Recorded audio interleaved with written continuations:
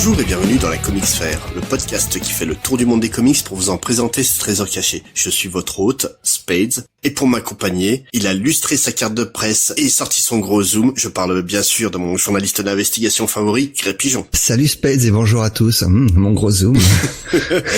Donc aujourd'hui, on va parler de quoi? Alors on va parler de The Private Eye, qui est un comics en 10 parties écrit par Brian K. Vaughan, qu'on commence à bien connaître dans l'émission, et Marcos Martin. C'est un comics un peu particulier parce qu'il était originellement publié en ligne par une maison d'édition qui s'appelle Panel Syndicate, on va y revenir, entre 2013 et 2014. Le titre est depuis été récupéré par Image et publié dans un gros volume regroupant tous les épisodes et c'est sorti en 2015.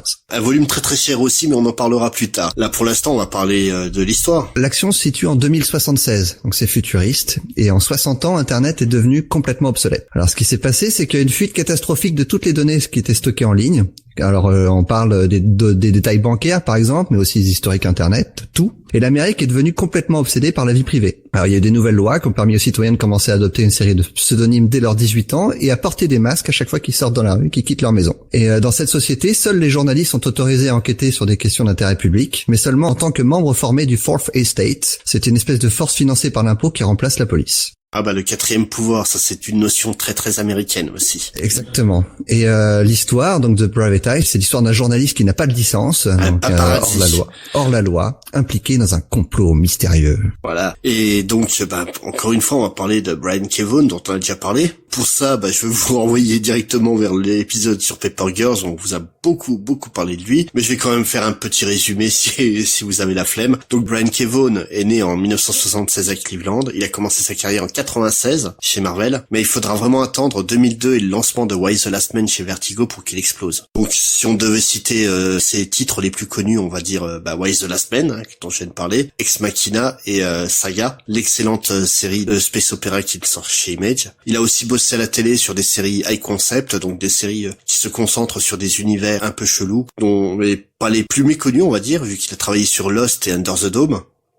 Notamment sur Lost, il a été embauché par Damon Lindelof, juste parce que ce dernier est un ultra fan de Why the Last Man. Ah, c'est intéressant, ça je savais pas. Plusieurs de ses œuvres sont envisagées pour être adaptées au cinéma, comme les précités Why the Last Man et Deus Ex Machina, mais aussi The Runaways, une série qu'il a écrite chez Marvel. Pour Marvel, il a aussi écrit une histoire de Doctor Strange, Vios, qui a beaucoup servi de matériel de base au film sorti l'an dernier avec Benedict Cumberbatch. Brian K. Vaughan étant le genre de scénariste à toujours mettre en avant ses dessinateurs et à les considérer comme co-créateurs de ses histoires. Il a beaucoup sympathisé avec le dessinateur qui a travaillé avec lui sur Vios, un certain Marcos Martin, avec qui il va continuer de bosser.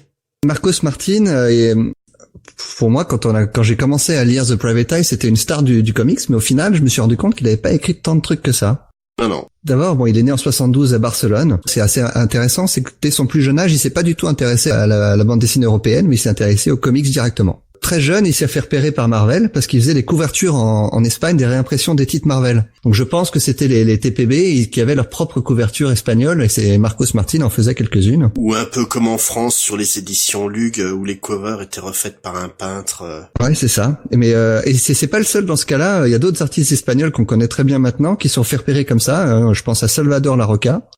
Qui s'est fait connaître notamment sur les X-Men, ou Carlos Pacheco aussi, qui a fait aussi des X-Men et la série Avengers Forever. Et Gabriel Hernandez Walta, dont on a parlé sur The Vision, qui commence un beau début de carrière aux États-Unis maintenant. Alors très vite, donc il se fait repérer comme ça, il est embauché par DC pour faire quelques histoires de Batman. Pistonné par Mark Waid. En fait, Mark Waid qui l'a rencontré en convention en Espagne et qui a beaucoup aimé son style et qui l'a proposé, qui a prêté... En fait, il a engagé sa parole sur ce dessinateur-là pour l'histoire. Et est-ce qu'il a bien fait ? Pas du tout. Ça a été une catastrophe. Ça s'est très très mal passé. En fait, c'était la première fois que Martin s'essayait à l'art séquentiel. Et faire des covers et faire des intérieurs, c'est pas du tout le même travail. Et il va l'apprendre à ses dépens sur ces histoires de Batman, à quel point que DC le vire. Donc il retourne en Espagne tout penaud, mais très vite il repart en fait à New York, mais juste avec son carnet de dessin sous le bras. Mais il va avoir beaucoup de mal à trouver du travail. Et c'est Javier Pulido, un autre espagnol, qui va l'aider en lui donnant un petit job de fill-in artiste sur Robin Year One, scénarisé par Chuck Dixon. Et ça va très très bien se passer. Chuck Dixon va être très content de son travail, et à tel point qu'il va lui proposer carrément le poste de dessinateur principal sur la série suivante, Batgirl Year One, dans la foulée du Robin Year One. et sa carrière maintenant est lancée, quoi. Oui, mais comme tu dis, il était un cover artiste, donc spécialisé dans les covers des comics, et il reste surtout connu pour ça, quoi. Ouais, alors après, il a quand même fait quelques travaux assez marquants. Il est parti de DC après Batgirl et il a signé chez Marvel. Il a fait la connaissance d'un scénariste canadien qu'on connaît bien, Brian Kevough. Donc tu en as parlé sur la série Doctor Strange The Oath, mais il a aussi fait pas mal d'épisodes avec Dan Slott sur Spider-Man et plus récemment le début du run de Daredevil de Mark Waid. Toujours Mark Waid d'ailleurs, qui s'est souvenu que le petit espagnol avait du talent. Ah, mais Mark Waid a le nez creux et quand il suspecte un talent, il va jusqu'au bout de sa démarche. Il a bien fait parce que c'est quand même son début de run sur Daredevil qui a permis de lancer des séries un peu spéciales dans le genre de Hawkeye. Ouais, mais c'est exactement ça. Ouais, Daredevil, c'est vraiment une série précurseur. Le Daredevil de Waid, c'est vraiment précurseur dans cette nouvelle tendance qu'a Marvel dans ses séries un petit peu presque indé. Et c'est pas étonnant que Waid d'ailleurs soit fan du dessin de Marcos Martin parce que son style, on en parlait juste avant d'enregistrer, il est assez proche d'un Chris Samney avec lequel Waid collabore beaucoup. Oui. Et puis Marcos Martin collabore beaucoup aussi avec Chris Samney, ils sont très souvent en contact et se filent des coups de main réguliers. Mais ouais, non, il a un style très très rétro surtout. En fait, c'est typiquement l'artiste qui aurait pu commencer sa carrière dans les années 60.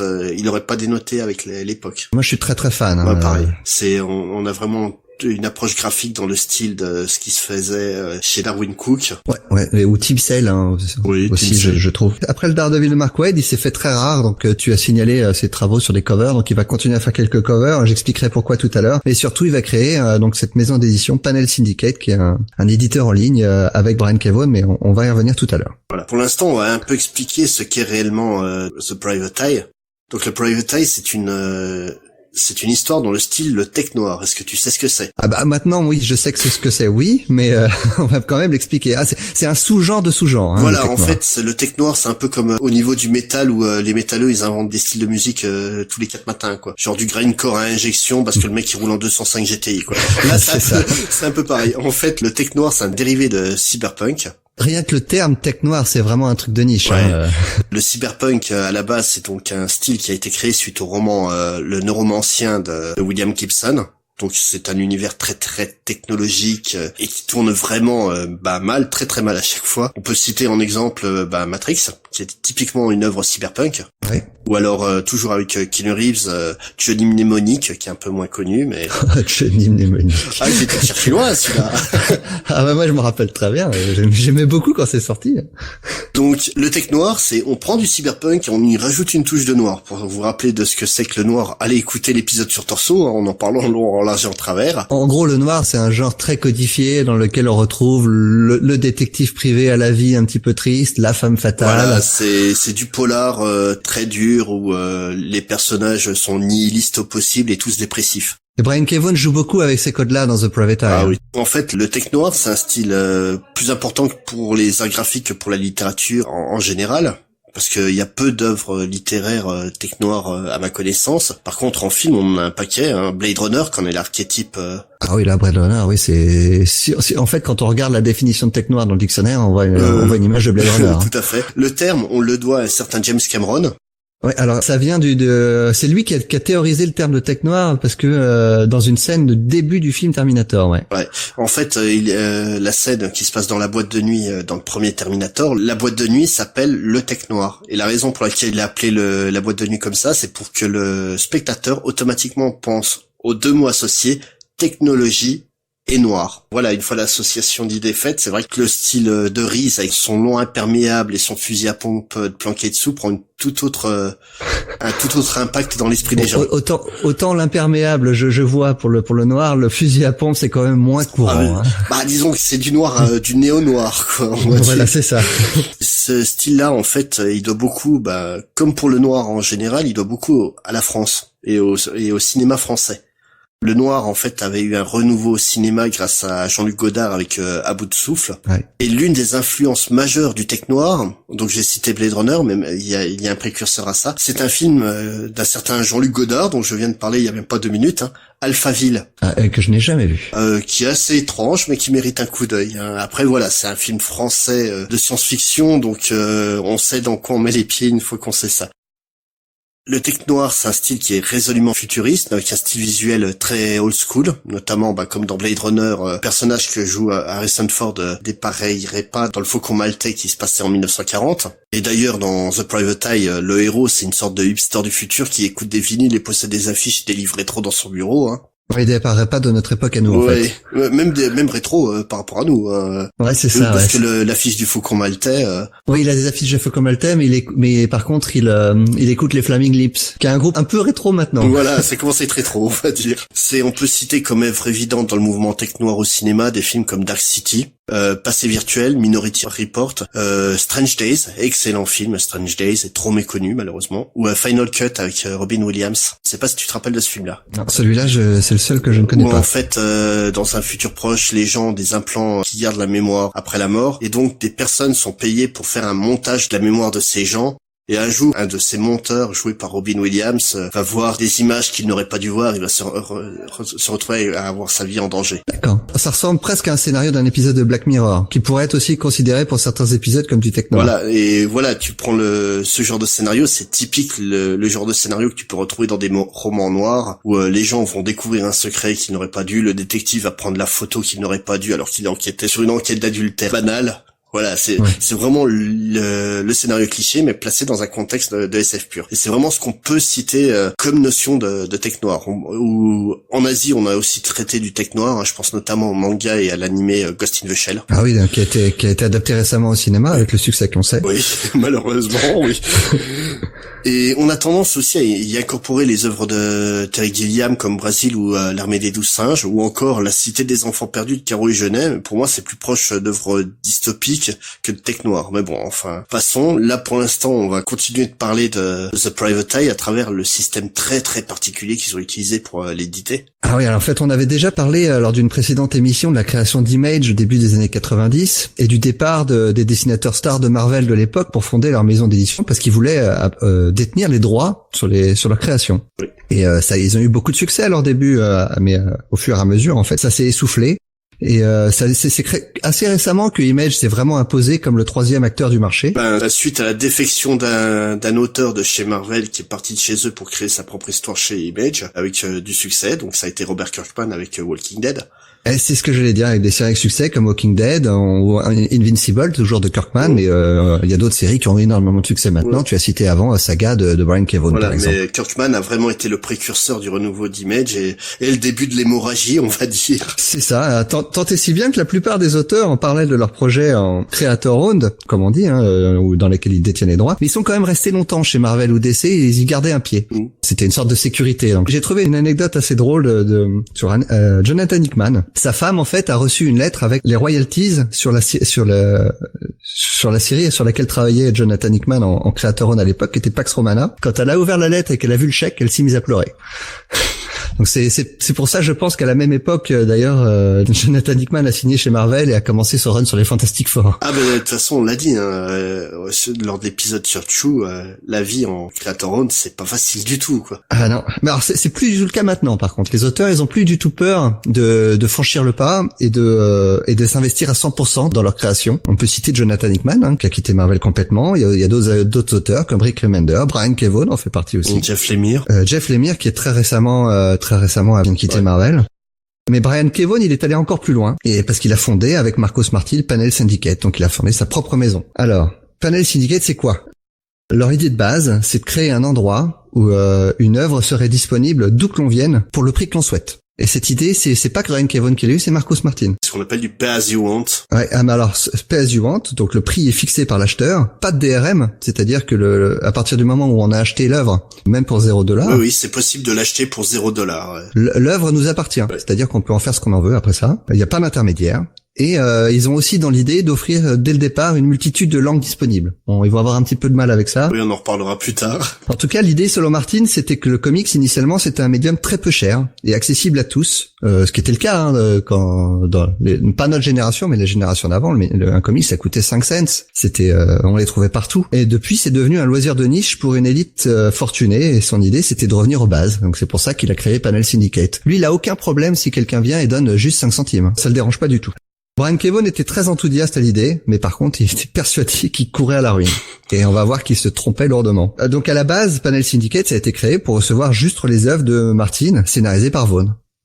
Mais très vite, ils vont accueillir d'autres artistes. Et je pense notamment à Albert Montiz avec la série Universe, je crois qui est arrivée à son terme, mais je crois qu'ils ont annoncé d'autres séries qui allaient arriver bientôt. Bah oui, vu que ça marche, c'est bête d'arrêter aussi vite, quoi. Ouais, c'est ça. Puis eux-mêmes, en plus, ont écrit un épisode de Walking Dead. Voilà, donc Brian Kevough et Marcos Martin ont écrit juste un seul épisode de Walking Dead, qui est disponible uniquement sur Panel Syndicate. Et là, ils viennent de lancer une nouvelle série dont j'ai oublié le titre, Barrière, je crois. Oui, c'est ça. Pour en revenir sur la genèse de Panel Syndicate, c'est assez drôle. Alors, Brian Kevough a rendu disponible, en fait, je sais pas si c'est l'ensemble, mais beaucoup d'échanges d'emails qu'il y a eu entre les deux. Et c'est disponible directement sur le site de Panel Syndicate. Et c'est là que j'ai retrouvé quelques mails datant de 2011, sachant que Panel Syndicate a été créé en 2013, dans lequel il parle du début de cette idée-là. Je vais vous traduire la conversation. Je pense que c'est intéressant pour montrer le processus de création et aussi leur état d'esprit à ce moment-là, parce qu'ils étaient vraiment persuadés qu'ils allaient pas toucher un centime avec cette aventure. Alors, c'est Brian Kevough qui parle. Sérieusement, tu es prêt à ne pas être payé pendant combien de temps? Nous savons très bien tous les deux que c'est un pari, mais je ne veux pas que ta famille souffre de ce choix. Si on fait vraiment le choix d'essayer le numérique uniquement, il y a de grandes chances que tu ne gagnes pas un centime avant facilement 1 an avant que le premier chapitre ne soit complété. Et encore, c'est même pas sûr. Si tu veux, on pourrait essayer de pitcher notre idée. Alors, c'est marrant parce qu'il dit bien notre idée, alors que toute l'idée de Private Eye vient uniquement de Brian Kevough. Hein. Tu disais bien avant qu'il a un énorme respect pour ses dessinateurs à partir du moment où il s'associe avec eux. C'est vraiment une association. Tu prends. C'est ça. Donc, ça devient plus son idée, c'est leur idée. Voilà, tu prends Why the Last Man, c'est pas une série de Brian Kevough, c'est une série de Brian Kevough et Pia Guerra. Ouais. Mais moi j'adore ça chez lui. Ouais. Hein. Il est très respectueux du travail de ses collaborateurs. Ouais, c'est remarquable. Et alors donc il dit on pourrait essayer de pitcher notre idée à des éditeurs tout en gardant nos droits sur les produits dérivés. C'est pas très bandant, mais au moins on serait plus sûr de gagner un peu d'argent. La réponse de Martin est assez marrante. Je peux vivre 1 an sans revenu régulier. Ça nous laissera le temps de produire quelques épisodes en croisant les doigts. Ça c'est en 2011, hein, donc le premier épisode sortira qu'en 2013 finalement, donc ça va prendre un peu plus de temps que ça. Et puis entre-temps, je vais faire quelques couvertures. Ça va me faire un peu d'argent. Alors j'ai été voir. Alors sachant que Marvel et DC rémunèrent à peu près $1000 la cover, en fonction de la renommée de l'artiste aussi, mais c'est la moyenne. Ouais. Entre 2011 et 2013, en tout, il a fait 17 covers, dont 9 en 2013. Alors ce qui est beaucoup, hein. Alors par comparaison, en 2014, il n'en a fait plus qu'une, en 2015 aucune, et en 2016 une seule, qui était une variante pour Vision, la série dont on vous a parlé dans l'épisode 5 peut-être, je sais plus. Et donc, alors Martin continue, tu as raison en ce qui concerne le digital, il est très possible que ça ne rapporte rien, mais je suis convaincu que ça vaut le coup d'être tenté.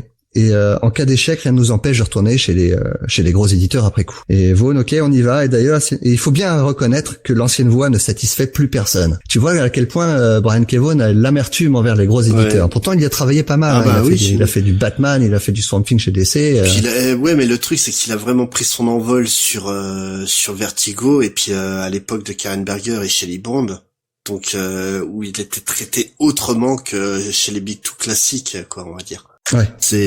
T'avais une relation avec les éditeurs qui était totalement autre. Hein. Tous les grands noms de l'époque le disent clairement, quoi. Shelley Bond et Karen Berger étaient des personnes remarquables. Je pense que c'est pas uniquement financier le problème que ces créateurs ont avec ça. C'est vraiment une histoire de contact et le fait de perdre ses droits sur des séries, quoi. Parce que si c'était que financier, il serait resté chez Image, dans lequel il avait l'assurance d'avoir le succès. Mais est-ce qu'il a tous les droits à Brian Kevough quand il travaille chez Image? Mais je pense qu'il voulait vraiment aller encore au-delà. Ouais.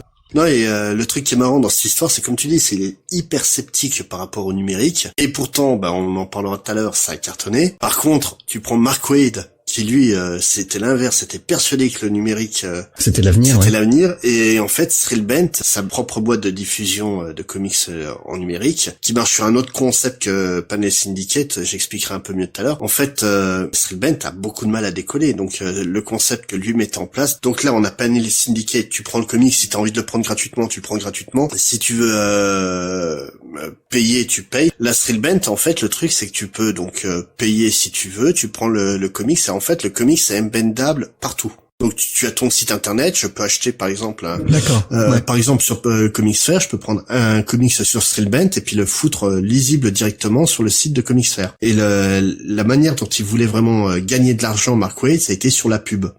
Donc en incorporant des espaces publicitaires dedans. Et ça a pas du tout marché, ça a pas pris du tout auprès des publicitaires. Ouais, ça. Mais l'idée est plutôt bonne de base. Pour le coup, Vaughn et Martin ont une autre idée. Donc eux, ils se sont inspirés de ce qu'a fait Louis C.K., qui est un comédien qui fait du stand-up, qui est un des plus populaires du moment. Lui, ce qu'il a fait, c'est qu'il rendait sur le même principe que Panel Syndicate, il rendait ses spectacles disponibles sur Internet directement. Oui, sur son site directement. Ouais. C'était le premier à faire ça dans le sens où il s'affranchissait complètement des networks que généralement les comédiens travaillaient pour des chaînes de télé. Il le fait toujours d'ailleurs, Louis C.K. Mais il a poussé le concept encore plus loin. Louis C.K., c'est qu'il a produit sa propre série télé qu'il a mis où il mettait chaque nouvel épisode dès qu'il était prêt en location sur son site directement. Je crois que c'était $5 l'épisode, un truc comme ça. Alors je me rappelle plus du tarif. Voilà, pour le coup, c'était pas parce que tu veux. Ouais. Il y avait un tarif fixe. Ouais. Après voilà, c'est en tentant des initiatives comme ça qu'on voit si ça marche ou pas. Et le truc du Pay As You Want, c'est que les gens sont beaucoup plus généreux que ce que l'on s'attend à la base. On va y revenir quand on parlera de justement ce que ça va leur rapporter, mais ils seront les premiers surpris de ça d'ailleurs. Tu prends toujours chez les comiques, donc un comique francophone, Dan Gagnon. En fait, ses 2 derniers spectacles sont en Pay As You Want.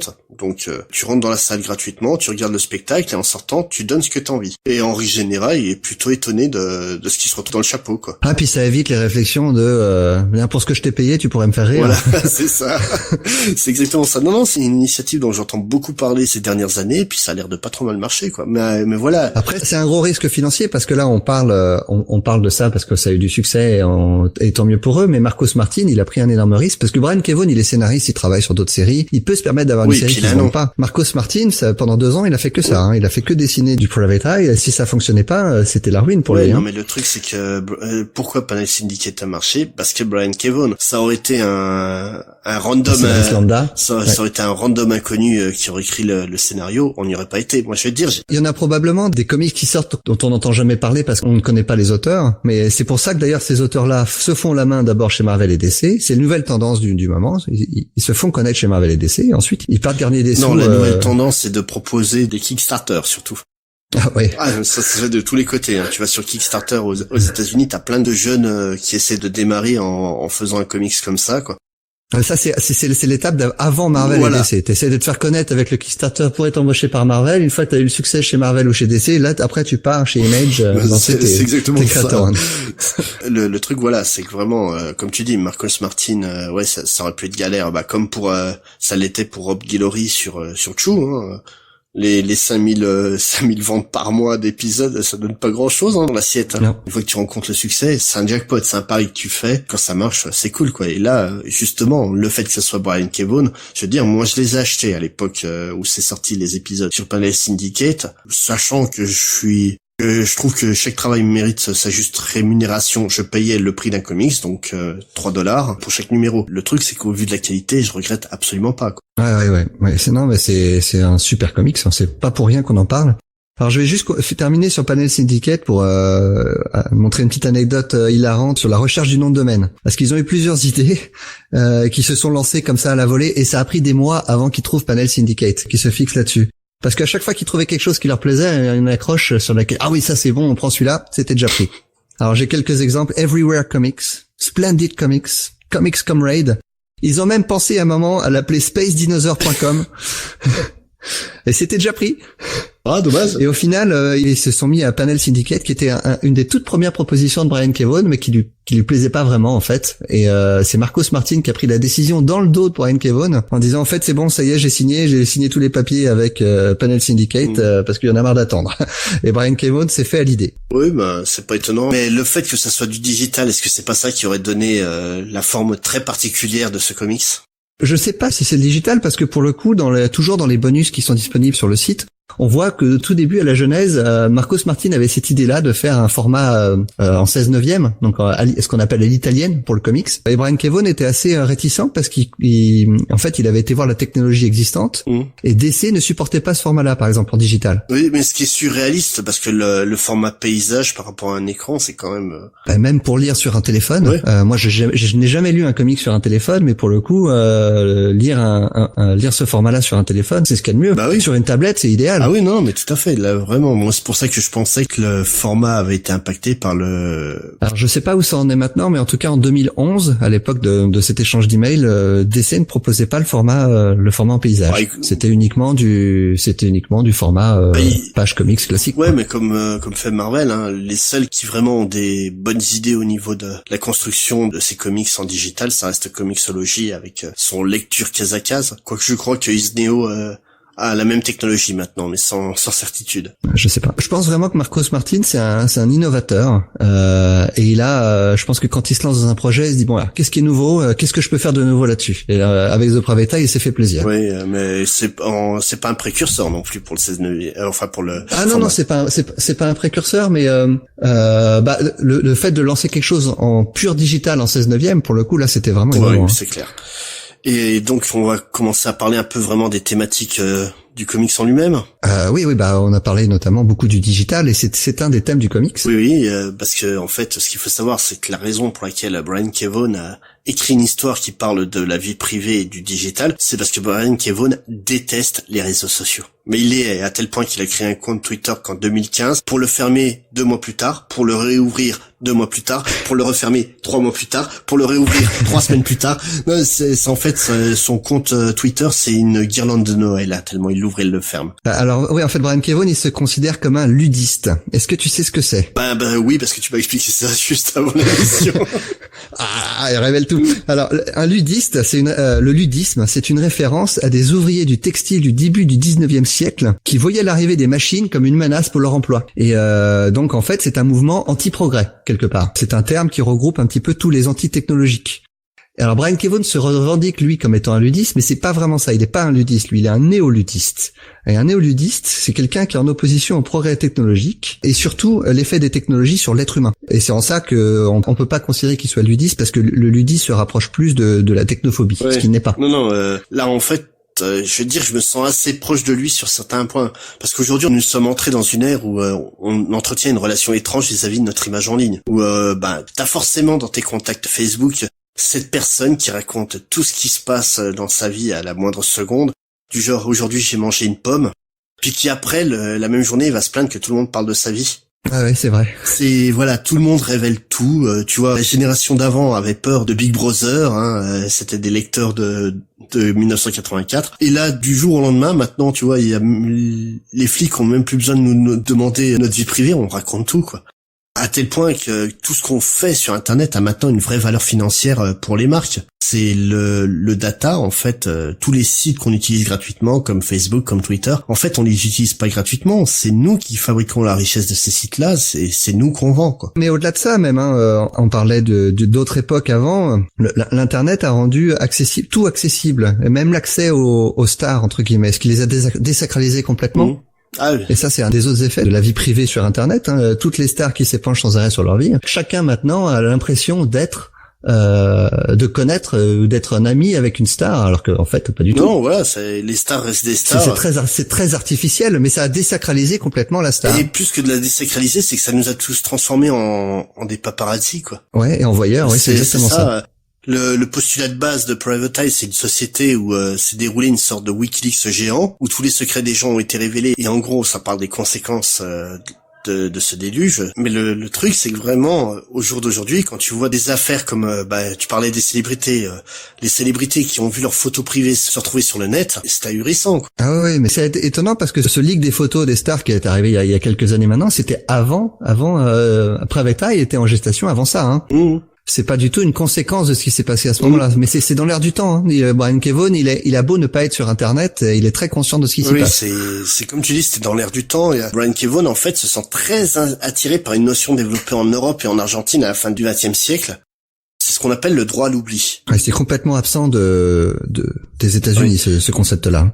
En fait, le droit à l'oubli, c'est juste, ça consiste à donner aux personnes physiques, donc chacun d'entre nous, le droit de demander le retrait de toute information pouvant nous nuire sur Internet. Donc en gros, par exemple, ton compte Facebook commence à te pourrir la vie parce que t'as une photo un peu particulière de toi dessus. Tu peux demander à Facebook de supprimer intégralement ton compte et Facebook est obligé de s'y plier. C'est évident que si j'étais directeur des ressources humaines d'une entreprise, j'irais vérifier le compte Facebook des gens que je pense embaucher. Et du coup, j'aimerais pas, moi, en tant que potentiel embauché, voir les photos de mes beuveries quand j'étais étudiant il y a 20 ans, se trouver à la vue de tout le monde. Ou encore pire, quand tu vas aux États-Unis, maintenant à l'aéroport, ils sont en droit de te demander tes identifiants de connexion à tes réseaux sociaux pour examiner ton profil. D'accord. Ah ça devient glauque, hein. Non, le truc, c'est qu'au jour d'aujourd'hui, c'est clair qu'il y a des infos qui peuvent circuler, qui peuvent être dangereuses. Je pense notamment, à à toutes ces jeunes demoiselles qui se sont laissées monter la tête et puis qu'on fait une photo seins nus pour faire plaisir à leurs copains et puis que la photo circule partout sur le net, c'est logique qu'elles puissent demander le retrait de cette photo et que tous les sites internet s'y plient en fermant leur gueule. Et le problème, c'est que c'est pas le cas. Le sujet, il fait encore énormément débat aujourd'hui.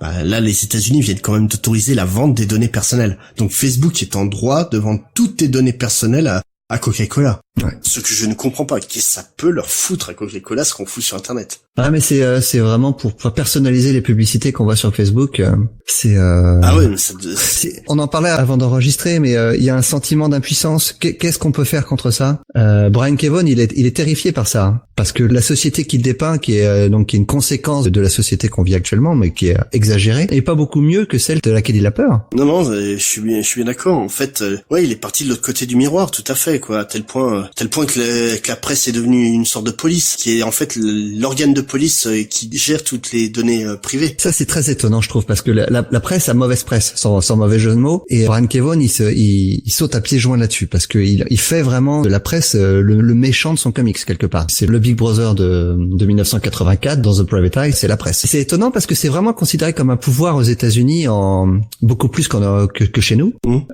Lui s'en méfie, en tout cas, je sais pas si c'est le message qu'il veut donner avec The Private Eye, mais en tout cas, c'est le sentiment moi que j'ai, c'est qu'il s'en méfie énormément. Mais en fait, c'est se méfier de toutes les autorités, quelles qu'elles soient. Et la presse, là, notamment, devient une autorité. Simple. Ouais. Tout simplement, ils considèrent que la carte de presse donne une légitimité à traiter des affaires privées. Ce qui est déjà plus ou moins le cas, parce que la presse a beaucoup de pouvoir aux États-Unis. Nixon est tombé grâce à une enquête de journalistes, mais c'est pas formel en fait. Il n'y a pas un vrai pouvoir.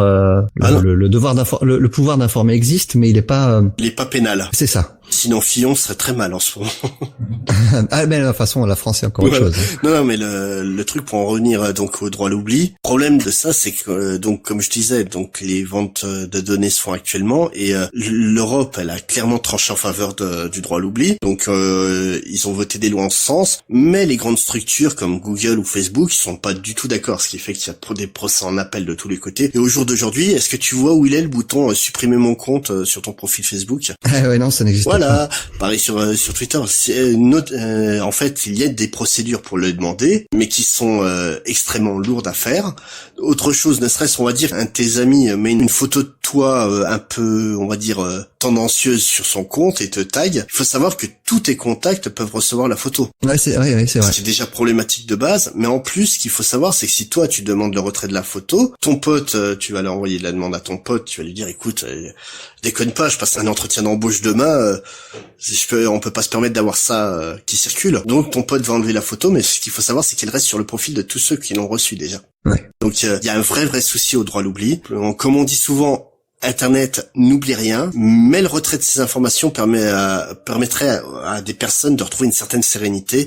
Je pense, comme je disais tout à l'heure, aux demoiselles qui se dénudent sur Internet. On peut penser aux filles qui ont tenté une carrière dans le porno chez Jackie et Michel, puis qui en fait 5-6 ans après, quand elles ont un gamin, elles regrettent. Ça serait logique qu'elles puissent demander le retrait de la vidéo. C'est clair. Voilà. On n'a pas envie d'une société où on est obligé de porter un masque pour sortir de chez soi. Le droit à l'oubli, en plus, il devrait faire partie des outils de lutte contre le harcèlement en ligne. Voilà, quand tu repenses à l'affaire Amanda Todd, je sais pas si tu connais cette histoire. Non, je ne connais pas. Donc Amanda Todd, c'est une jeune lycéenne canadienne qui a balancé une vidéo en ligne pour expliquer son histoire où en fait à l'âge de 13 ans, elle a été sur un chat vidéo et elle est tombée sur un type qui parlait avec elle et puis qui à force d'insister, donc elle s'est mise seins nus devant la caméra parce que voilà, elle avait 13 ans, comme tous les adolescents, elle était bête et influençable et elle s'est laissée avoir. Et suite à ça, donc le type a commencé à diffuser la photo partout sur les comptes Facebook de ses amis à elle. Il l'a placardée dans l'école, elle a été obligée de changer d'école plusieurs fois et un mois après avoir lancé cette vidéo, elle s'est pendue. Donc c'est en fait une histoire de harcèlement en ligne qui a beaucoup changé les choses aux États-Unis, enfin surtout au Canada. Et le problème, c'est que voilà, si on avait eu des outils comme le droit à l'oubli, la personne aurait été pénalisée plus facilement et les photos auraient été détruites. On aurait pu donc sauver une vie et c'est là aujourd'hui qu'il faudrait qu'on y arrive. Et tout ça, tu vois, toutes ces formes de, comment on pourrait dire, en fait, ce narcissisme qu'on a avec l'image et qui a poussé une gamine de 13 ans à montrer ses seins à un type qu'on avait une quarantaine, juste pour se rendre intéressante et qui a malheureusement poussé cette gamine à se tuer. Tu vois, c'est ce que met en avant Brian Kevough et Marcos Martin dans The Private Eye, c'est une société des apparences, mais poussée à l'extrême. Ouais. C'est une société où à 18 ans, toute personne peut demander la suppression de toutes ses données personnelles et prendre donc ce qu'il a appelé un NIM, donc contraction de pseudonyme, une sorte d'identité masquée, quoi. Et puis autant si certains ont des bonnes idées pour les identités masquées, mais alors il y en a d'autres, hein, ils ont des costumes pourris, faut être honnête. Ouais, je pense qu'ils s'amusent beaucoup avec ça. Avec à mon avis, Marcus Martin. Mais d'ailleurs, il y a un vrai marché du costume dans le monde de Private Eye, et les gens fortunés ont des costumes très réussis, et les gens plus pauvres ont des costumes très ratés, voire même certains juste une capuche. Dans The Private Eye, certains utilisent tous les moyens pour changer d'apparence, mais à tel point que c'est quasiment aussi mensonger que les couvertures de magazines qu'on a aujourd'hui qui sont retouchées par Photoshop, ou alors les photos de Claudia Cardinal pour le Festival de Cannes. Ça, c'est scandaleux, on retouche pas Claudia Cardinal, quoi. Mais aussi, tu sais, t'as certainement aussi ces contacts Facebook qui ont une photo d'eux où étrangement ils sont beaucoup plus beaux que dans tes souvenirs. Ah, je ne sais pas, moi tous mes amis sont beaux, à part toi. À part moi, oui, c'est vrai. Mais voilà, t'as toujours cette personne qui met une photo d'elle quand elle avait 10 ans de moins et 40 kilos en moins aussi, quoi. Ouais. Et c'est toujours ça, quoi. Le fait est que tout le monde peut masquer son identité à tel point que tu ne sais plus qui est qui dans cette société. Et à tel point que la moindre apparence ne sert qu'à cacher des secrets de plus en plus honteux. Et notamment, là, dans The Private Eye, c'est typiquement l'histoire où donc notre détective qui était juste là pour faire découvrir les secrets de son propre client se retrouve embarqué dans une machination incroyable. Ouais, mais on va pas trop en révéler sur l'histoire. Enfin, comme d'habitude, de toute façon, on essaie de pas en révéler. On parle des grandes thématiques de l'histoire, mais sans rentrer dans les détails pour donner aux gens l'envie d'en lire. Surtout que le comics va bientôt sortir en France. Oui, et il aurait dû déjà sortir en France. Parce que donc c'était prévu chez Urban à 22,50€ le volume. Donc c'était prévu pour le 17 mars 2017, et alors que là, on est quasiment à la mi-avril quand on enregistre, il est toujours pas sorti. Et personne ne sait pourquoi. Ouais, Urban ne communique pas sur ce titre. C'est dommage parce que pour le coup, 22,50€, ça vaut carrément le coup si on compare au prix du volume sorti par Image qui était à $50 en anglais. Et donc pour le coup, la version française est à plus de 2 fois moins cher, c'est clairement intéressant. Ouais, non, c'est clairement intéressant, mais il faudrait déjà qu'elle sorte. Sinon, comme tu le disais, elle devait être dispo en français sur Panel Syndicate. Et le problème, c'est que donc il y avait une traduction française qui avait été commencée par le romancier et scénariste de BD Laurent Kessy, mais les 3 numéros traduits qu'il a fait ont été supprimés du site du jour au lendemain. On n'a pas su pourquoi. Après, on a appris que Urban devait le publier, donc on a présumé que c'était plus ou moins lié, mais apparemment même pas, quoi. Donc, d'accord. Donc c'est un des problèmes de Panel Syndicate par rapport à ce qu'ils avaient promis au départ. Ils avaient promis déjà beaucoup de langues, et au final, et pour l'instant, il n'y a que de l'anglais et l'espagnol qui sont disponibles. L'espagnol parce que Marcos Martin fait la traduction à la volée, quoi. Ouais. À mon avis, ils veulent chercher un business plan. La traduction, ça coûte cher. Je pense qu'ils sont prêts à faire tout ce qui est. Ils ont quelqu'un qui s'occupe du technique pour eux, mais tout le reste, ils sont tous les deux à s'occuper de ça. Et donc, ça veut dire embaucher à chaque fois quelqu'un de différent pour chacune des langues. De mémoire, Laurent Kessy avait fait ça gratuitement, quoi. Il avait pris sur son temps pour le faire gratuitement. Après, c'est sûr que Urban allait peut-être pas être d'accord d'avoir une traduction qui correspondait pas avec la leur. Ouais, il y a peut-être ça. Il y a peut-être aussi Vaughn et Martin qui n'étaient pas satisfaits de la traduction. Je ne sais pas, hein, mais ils ont peut-être pas envie d'avoir pour chaque pays du matériel de fan. En fait, ils veulent quelque chose de professionnel. Oui, disons que ne pas être d'accord avec les traductions. Quand on voit le niveau du français de Brian K. Vaughan dans The Private Eye avec les 2 tueurs français qui ah oui, c'est pas trop ça. Pas trop ça. Pour un Canadien, il a un peu de travail à faire. Il a dû dormir au fond de la salle pendant les cours de français, à mon avis. Mais sinon, est-ce que ça a vraiment bien marché? Parce qu'on dit que c'est quand même un succès, mais... Moi, j'ai été incroyablement surpris. Alors déjà, le TP à $50, le TP, non, c'est pas un TP, c'est un volume en dur, sorti par Image à $50, a très bien marché. Il a été numéro 1 des ventes 2 mois de suite. Ce qui est déjà une surprise parce que à $50 le volume, il faut pouvoir se l'offrir. D'ailleurs, on peut mentionner que c'est une nouvelle politique d'Image de sortir des volumes directement en dur. Non, en hardcover, oui. Parce qu'ils ont eu très longtemps la politique single, ensuite TPB. Ensuite, suite au succès de beaucoup de ces TPB, ils ont sorti sur leur série à succès des volumes en dur. Donc, Walking Dead, par exemple, a eu ses volumes en dur. Et maintenant, c'est devenu très courant. Saga, Chu, Wicked and the Divine sortent après la sortie TP sortent en dur. Mais ils ont une nouvelle politique maintenant où ils sortent des volumes directement en dur. À mon avis, ça doit être concertation avec les auteurs aussi, quoi. Ça c'est sûr et certain, connaissant comment fonctionne Image, mais ça se fait pour l'instant que sur des auteurs très très renommés. Donc il y a Nameless notamment de Grant Morrison qui est sorti comme ça en hardcover avant de sortir en TP. Je sais pas, j'ai pas d'autres exemples en tête. Si j'en avais, je les ai pas notés. En fait, cette politique de sortie en dur, ça rejoint un peu ce qui se faisait après sur les éditions spéciales qu'ils faisaient pour certains comics. On parlait de Chou avec les éditions omnivores. Oui, c'est ça, mais pour le coup, Chou sortait avant tout en TPB. Dès la sortie du 6e de la 5e issue, il y a eu un TPB qui est sorti.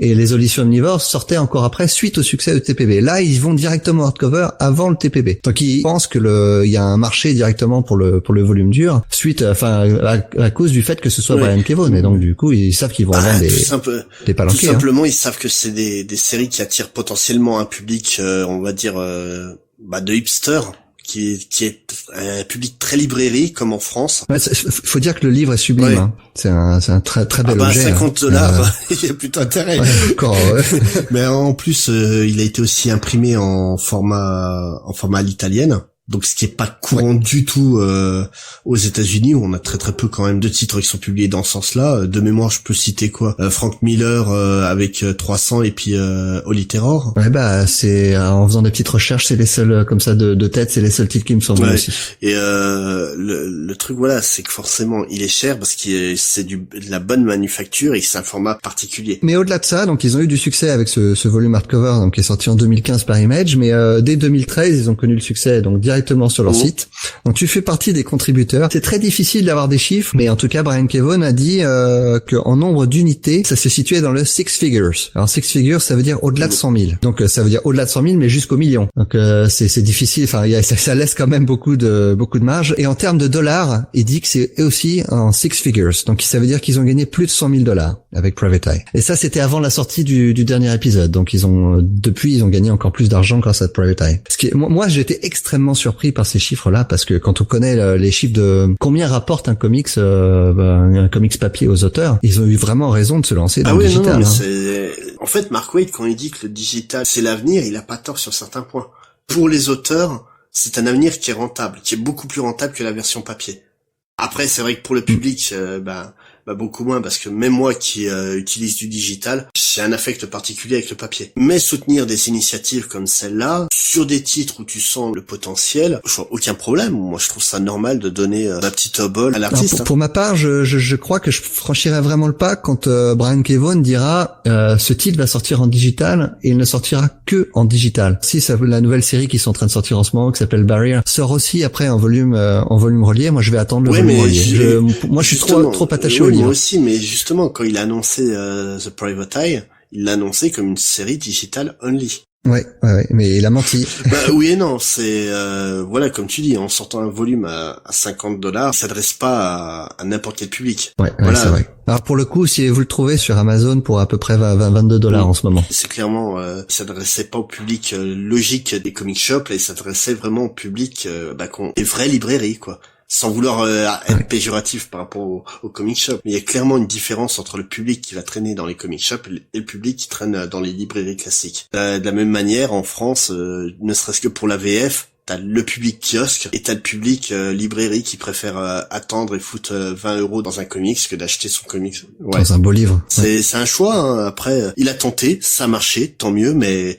Voilà, le fait que ça soit Brian Kevoun, ça fait 80% du succès. C'est sûr. Et après, je doute jamais, moi, de la générosité des gens sur Internet. À partir du moment où on propose une offre qui est respectueuse du client, je doute aucunement de la générosité des gens. Mais bon, on va peut-être arrêter là l'émission. Ah ouais, on va se quitter en musique. Et là, pour l'occasion, j'ai choisi un titre de l'album Love Over Gold. Donc, la chanson, c'est Private Investigation. Hein, donc, vous aurez compris le rapport avec avec les comics.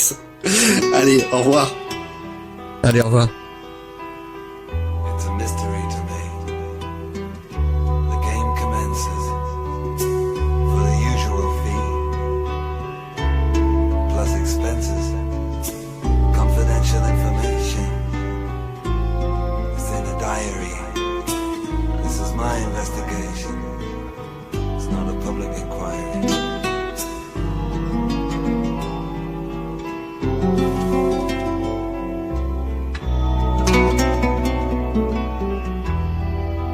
Thank you.